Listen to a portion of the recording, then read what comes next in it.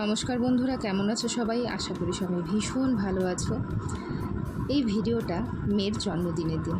সকাল থেকে আমি ভিডিও করতে একদম পারিনি, একটু ব্যস্ততার মধ্যে ছিলাম, ওর স্কুলে গেছিলাম, তো সেজন্য সেই ভিডিওগুলো আমি আর করে উঠতে পারিনি। তাই সন্ধ্যার থেকেই শুরু করলাম, তোমাদের সাথে এতটুকুই শেয়ার করি। এখন হচ্ছে কেক কাটবে। খুব ছোট্ট সামান্য আয়োজন করেছি এবারে, মোটামুটি সবাই চলে এসেছে। আর আমার বড় দেওর ভিডিওগুলো করে দিচ্ছে। মেয়ের বান্ধবী ডালি আর রিভু পাশে বসেছে, কেক কাটছে। বাচ্চাদের কাছে জন্মদিন মানেই কিন্তু একটা আনন্দ, তারা কেক কাটবে। এই কেক কাটাটা দেখেছি আমার মেয়ের ভীষণ আনন্দের একটা জিনিস।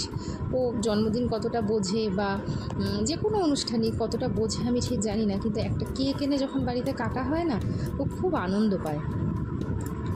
আর রিভু তো মানে ওরা যে এত ভালো বন্ধুত্ব, ওদের এই বন্ধুত্বগুলো যেন থেকে যায়, সারা জীবন যেন থাকে। সুন্দর কি সুন্দর বাচ্চারা একে অপরকে কেক খাওয়াচ্ছে, মানে এটা দেখতেও যেন ভীষণ ভালো লাগে। সময়টা খুব তাড়াতাড়ি কেটে যায়। আমার কাছে এখনও মনে হয় এই সেদিন তো আমার মেয়ে হলো, সেই দিনটা মানে এখনও আমার চোখের সামনে না জল জল করে একদম। এখনও আমি মানে কোনো মুহূর্তই এখন অবধি আমি ভুলতে পারিনি আর কি, এখন অবধি আমি ভুলে উঠিনি। প্রতিটা মুহূর্ত আমার কাছে জল জল করে। দেখতে দেখতে মেয়ের 8 বছর হয়ে গেল। তো একে একে সবাই ওকে আশীর্বাদ করছে। তোমাদের সবার আশীর্বাদ, মেয়ের বার্থডেতে সবাই যারা উইশ করেছো, আমি তাদেরকে আলাদা করে ধন্যবাদ জানাতে পারিনি, কিন্তু এই ভিডিওটা যারা দেখবে তাদেরকে আমি সবাইকে বলছি, সবাই মানে আমার মেয়ের জন্মদিনে যারা যারা মেয়েকে শুভেচ্ছা জানিয়েছো, ভালোবাসা দিয়েছো, আশীর্বাদ দিয়েছো, তাদের সবাইকে আমি অনেক ধন্যবাদ যে আমার মেয়েকে সবাই তোমরা এতটা ভালোবাসো।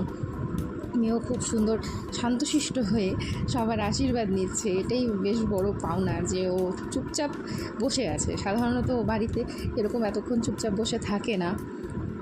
তা সবার আশীর্বাদে ওর চলার পথটা যেন আরও মসৃণ হয়, ও যেন খুব ভালো থাকে, এতটুকুই ঈশ্বরের কাছে কাম্য। কি সুন্দর বসে সব আশীর্বাদ নিয়েই যাচ্ছে। আর রিহুদাদা যখন গিফট দিয়েছে তখন তো দারুণ খুশি। তা আমি ওর স্কুলে গেছিলাম যখন সকালে, তখনই ওকে একবার আশীর্বাদ করা হয়ে গেছে, তো এবার আরেকবার করলাম, গিফটও দিলাম। আর তারপরে বাচ্চারা সবাই খেতে বসে গেছে, আর যাদের খাওয়া হয়ে গেছে তারা সবাই ঘরে বসে গল্প আড্ডা হচ্ছে। তো ভীষণ ভালো কাটলো সন্ধ্যাটা, খুবই ভালো কাটলো। তারপরে ওরা খেয়ে উঠে আবার ক্যারাম খেলছে। রিভু হচ্ছে এখানে একটু বড়, তো ক্যারাম খেলাটা শিখিয়ে দিচ্ছে। তো মেনুতে ছিল হচ্ছে ফ্রাইড রাইস, পনির, ছোলার ডাল, পায়েস, তারপরে সবশেষে ছিল আইসক্রিম। সবাই মিলে আমরা এখন আড্ডা মারছি, সবাই চলে গেছে। তো কেমন লাগলো ভিডিওটা অবশ্যই কিন্তু জানিও।